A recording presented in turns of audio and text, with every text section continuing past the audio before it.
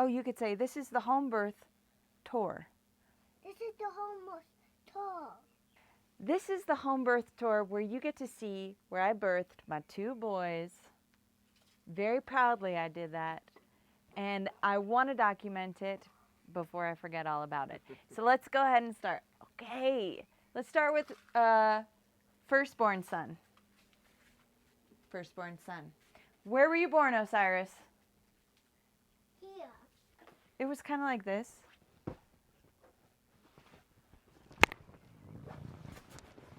And you came out like that. Let me tell you about it. I was 30 years old, first kid, very excited to have you, very sure that I could do it in an empowered way. I had read tons of books about it. I had this conception that women are completely capable of doing births at home, and it was our right. So, let's see.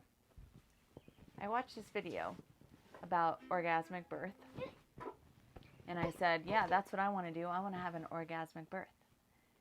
She was in the water. She seemed like she was having an orgasm. And I thought, of course, right? Of course.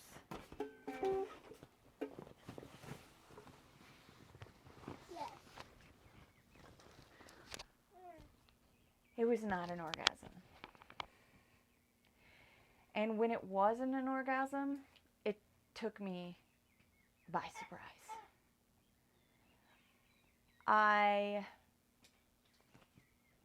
was sure that I could do it by myself. Me and my husband labored here for 12 hours, thinking we could do it by ourselves. Just the 2 of us. Just the 2 of us. Finally, we called our midwife, this Ecuadorian woman, lovely 70-year-old woman, Doña Julia, who had 12 of her own kids. This is my birthing necklace. And I barely knew her. I had like one little meeting with her. I just moved here. I didn't speak very good Spanish. But I was like, I know what I'm going to do. Okay, I'm just going to breathe. I'm going to let it flow. I'm going to have the baby. I probably won't even need to call her. Okay, so I definitely needed to call her. I was freaked out. The baby came 3 weeks early. And I would look over to Doña Julia and be like, is this normal? Like, why is this taking so long? Like, she'd just say, yeah, pray. Any minute this baby's going to come out. She told me one time she helped a lady give birth after 6 days of labor. Like, that was some kind of consolation to me. She was so relaxed. Like, many other midwives, I'm sure, would have freaked out and taken me to the hospital.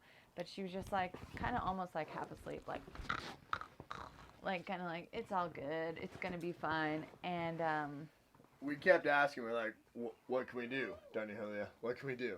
¿Qué podemos hacer? And she said, just wait, be patient. Yeah. Pray. Give it up to God, essentially. I would like to say, this might be a time to say it, we also had a little midwife in the wings back in the States, our dear friend from a long time. Jamie Shapiro out of San Francisco. Was our friend even before she became a midwife, but she was kind of like our lifeline that we would call periodically, or I would call periodically. She was our online with midwife. Our little internet phone, and she would put me at ease. Because we were just like, oh, we got this. We can do home birth. We can do anything. And then the reality hit, and we were like, what are we going to do? And Doña Julia was like almost too relaxed for us, didn't really give us anything, but Jamie always provided me with information, also equally relaxed. And she said, like, on average, a home birth is 36 hours. Yes. Okay, so we're birthing. I'm pushing, because I'm like, should I push, Doña Julia? She's like, if you feel like it, you should push. And I was like, I feel like getting this baby out, so I'm going to push. So I pushed and pushed. I pushed for like 2 days. And your plan before, I don't know if you said this, but like, all the books you're reading is like, don't push. Secret to birth is not to push. It's just so funny how like, it wound up being such the reverse of what we thought it was going to be. Yeah, and I Your was books also planning said on... don't lie on your back ever. That's not the position. Exactly. I was planning on squatting, but Doña Julia was like, go ahead and lay back like this. So I laid back like this, and I was like, oh my God, that feels a lot better than squatting. So I'm going to just do this. And I think that's why it took so long, because I was like laid back. I think that slowed the labor down. So I went into labor. My waters broke early evening. At 5. So then I went through one night, and then 2 nights, and then a whole day, and then the sun was like about here. It was about 5 probably. And I was like, I looked at my team, my husband and my sister-in-law, and I said, get ready to go to the hospital, because I am not going to go through another sleepless night, a third sleepless night. I'm like, I can't do it. I was exhausted. And so this was when Tia Tara, my sister-in-law, really helped, and she was like, all right, we're going to come up with a mantra, and it's going to be, I'm birthing my baby right now. So we're all hopping around. We're like, we're birthing this baby right now. We're birthing this baby right now. Doña Julia's looking around like, I have no idea what these gringos are talking about, but okay. And then husband grabs me, he puts me down. He's like, come on, Lila, get in the squat position. And I started to birth the baby, really in the squat position, with the mantra, with the pressure of no more, not another night like this. And then the baby started to move through me, and Talbot remembers seeing his little head come out. Well, it got really intense. And we had tried this earlier in the squat position. It got super intense. And then we let her flop back down and everything stopped again. So the second time, once we got in the squat position, like an hour later, in my head, I'm like, I'm going to force her to stay in this position until baby starts to crown. Yeah, I tried to get out of it. Literally, she was like pushing against me, trying to get back to the comfortable position. Yeah, I'm like, please, let me just lie down. Let me just go to but sleep. I forced you to stay in the squatting. So if you are doing the zone, the gravity helps. Verticality totally helps. And then, yes, once it crowned, then we flop back into this position. Went back like this. She was more relaxed. She was kind of at an angle. Kind of right here, angle. Okay. Baby started coming out, and... You wanna act this out at this point? No. Just kidding. He came out, and he was... He came sunny side up, and I'm just going to go ahead and take over, because I could see, Lula couldn't. His little face, this is a mind-blowing experience, folks. It's like 5 years ago, so maybe we're talking about it a lot lighter than it was, but it was like the most amazing thing after waiting 48 hours to see your son. And it was just like sunny side up, just like a perfect gradual escalator, like little blueberry. Like not escalator, but like the flat conveyor belt of just like eyes, nose, mouth, eyes closed, then like the two shoulders just bloop. He slid right out. Doña Julia caught him, and it was a trip. I saw his eyes flash, but he wasn't breathing. He was lifeless. He was limp. And our friend Jamie, she warned us that since he was born early, that we might need to resuscitate him. So yeah, we were definitely warned. It was 3 weeks early. Jamie gave us the whole blow by blow, like this is how you do it. 48 hours prior when we did go into labor. On the phone, it was like you're gonna have to breathe some breaths into him. Like Lula blew me away. She was cool as a cucumber, so relaxed, in somewhat of a bliss state, as I'm sure you can imagine after 48 hours. And don't touch that, babe. Yeah, Julia was kind of freaking out. The midwife, my sister was kind of freaking out. My sister speaks like perfect Spanish, and she kind of, under the circumstances, lost all ability to understand Spanish. Those two are trying to find this plastic device to put air in. Lulu's like, you just gotta grab the baby from Doña Julia. I'm like, nope. And eventually, like, she tries to do the plastic device for a while. Nothing's happening. She's slapping the back. It was kind of frantic. Lulu's still cool as can be. She's like, babe, you're gonna have to do it. You gotta grab him from Doña Julia. I'm like, no, I can't do this. You do it. She's like, the umbilical cord won't allow me to. It won't reach because the placenta was still inside. So yeah, it was maybe the proudest thing I've ever done in my life. It was full on, but yeah, I gave it these little lips and breaths and breathed life into him. I was supposed to just do it like that, but I couldn't. I was like, Fill wow, I'm up your breathing, cheeks fill with up your air. cheeks, but I breathed from the diaphragm. I felt his lungs go up. I breathed a few breaths, and yeah, and then like some little stuff happened. Maybe his eyes flashed, he'd wiggle, and then I stopped. And I'd breathe a few more breaths. Those were some long moments. There were some long moments. It took felt about, like a long time. 20 breaths. It or was. so. It was bait. We were waiting with bated breath, as they say. And then he sprung to life, started crying, gained color, and pretty much Lula birthed the placenta, and Then we went to bed. was like, give me that baby. Took the We went baby, to he sleep. got a tiny bit of colostrum, and then, yeah, he went to sleep. And we He slept, and he was such a good sleeper. At least for that first night, that was so sweet. Okay, so Osiris is born. Now let's move on to the tour to the second child being born. Okay, come on, guys. Should we do this as a two-part video thing? No, let's keep going. All right. Well, sorry about the long video. Okay, He's here. Look at him. He's almost 5. It's great. so second born, first born 48 hours, second born 8 hours. My friend Wendy gave me some good advice, and she said, you can't get around it. This is a mother of 4. You got to go through it. And my biggest fear with the second birth was running from the fear. Sometimes I'd look at Lex, and because I had 2 midwives this time, and they were both my age. One was English, one was Spanish. Lex, Dula, and Anna. And then I had my hus, and I had my best friend. So sometimes I'd look over at my midwife, and I'd say, do I look like I'm afraid? And she'd say, no, you look like you're doing a great job. I was like, okay. Because I was like, we are doing this! Totally different vibe. It was like super focused and no like BS. There was no chit chat whatsoever. No chit chat. Barely any talking No at all. talking. The only time talking occurred was if it absolutely had to be said about something that was going on in the moment. So I had my birthing pool here, and it was basically like, I was like this, like, praying to Jesus, just like this. One time I was a little freaked out. I looked at my other midwife, Anna, and I was like, just had to have this like psychic look at her, like, am I going to be okay? And she just looked at me and she went,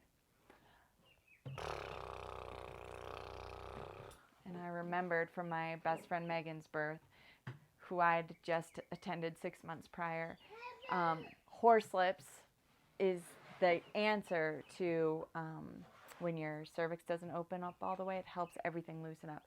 So probably for the next hour, I was just to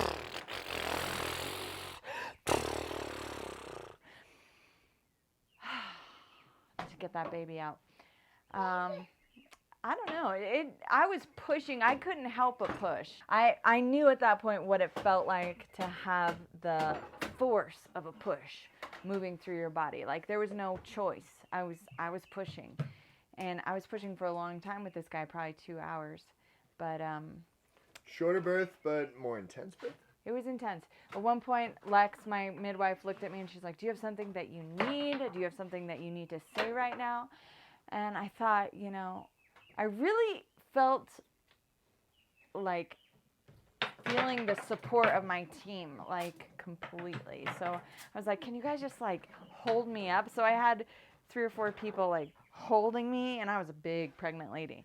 And I like put my arms around their shoulders, and then I even picked up my legs. And that is when I felt the baby drop. And nobody touched me except for me, and I could feel my baby's head, and he was right there for so long, and finally he started to move through me, and he was birthed in the water. One thing about water births is as soon as the babies don't need to breathe, they're not breathing in your belly, but as soon as any little part of their belly touches or body touches the air, it triggers the reflex to breathe. So my midwife saw Odin's little finger. Hold on, like midwife Lex thought it would be a good idea for me to catch the baby, so I did it. I was always a little nervous. Yeah, apparently you hold the baby She in wanted the water. She likes to incorporate the father It was into cool. the process. It was cool, but I was definitely nervous. Yeah. It's not, I don't recommend it really to have the. Yeah, maybe not.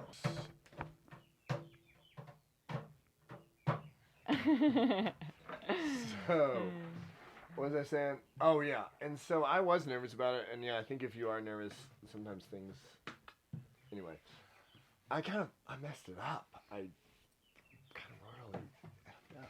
You saw the baby I take was a like, breath well, I because was his like finger holding the touched baby, the and then I air. like kind of let him float, but I was just watching his face the whole time, and then I saw him go for a breath underwater. Little did I know, Lex had seen like just one little deep finger hit the air, and that was enough for him to take a breath. So I like freaked out, jerked him up so that he could get air, and then like forgot that he's attached still with a cord to a placenta that is still inside my wife. And, Big like, gush of blood. Big gush of blood. It went from super calm, relaxed, focused to a little bit freak out energy. Let's Lulu's get the just like, placenta let me out. just enjoy my bliss out state. And So anyways, we had to get the placenta out. We got the placenta out. we got the placenta out, but it was hilarious. We were like, me and Anna had Lula. We like lifted her and carried her out of the thing. Megan, best friend, had baby Odin like following us. We like put her on this mattress for a little while. Then we're like, this isn't working. Then we like tried to put her on the edge of the bathtub. That wasn't working. So then we're like, oh, I know. Let's get our composting bucket toilet, which is just like a toilet seat with a frame. You don't need the bucket, obviously. So I brought the frame in here. We like set it one place. No, let's try that. It was interesting. We were like I was carrying like, why Lula is around. everybody so bossy all of a sudden? And then she eventually, once we got situated, birthed the placenta through the toilet seat. But then there was a matter of like, okay, we got placenta on one side of the toilet seat, baby on the other, and like, how do we work it up through? We did it. We did it in the end. So yeah, home birth, super intense. Second one, I think we realized how intense it was, and we approached it a totally different way. But the point of these videos, you can do it. You can do it. I am so grateful to my amazingly strong, sexy, super woman to have done that, because how cool of an experience to be able to bring our babies from this room or this room over here, just boom, right around the corner to our bed. It was like, how far is that? Like 10, 15 yards. Home bed. Just wanted to share with you that, look, this is our rustic living situation. This is our house. We birthed our babies here, and it was awesome. It was challenging. It was hard. It was surprisingly hard, but it was surprisingly doable. And this is what we're designed for. We can do this, ladies. We got this. Get help. Get a team that you support, that can support you and that you can trust. And trust yourself, trust your baby, talk to your baby. Bless you, bless your families, and thank you. I'm so grateful for my births, my boys, and my husband. See you later on the 5-day. Bye.